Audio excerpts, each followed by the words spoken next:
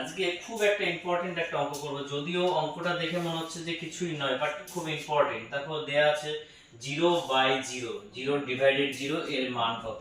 এখানে অনেকেই অনেক অনেক প্রচুর ভুল করে থাকে, তো আমি একটু এটা আলোচনা করে দিই। 0/0 এর মান হচ্ছে আনডিফাইন্ড হয়, অনেক ক্ষেত্রে এটাকে অসঙ্গত লেখা হয়, বা অনেক ক্ষেত্রে কাটা চিহ্নও দেয়া থাকে।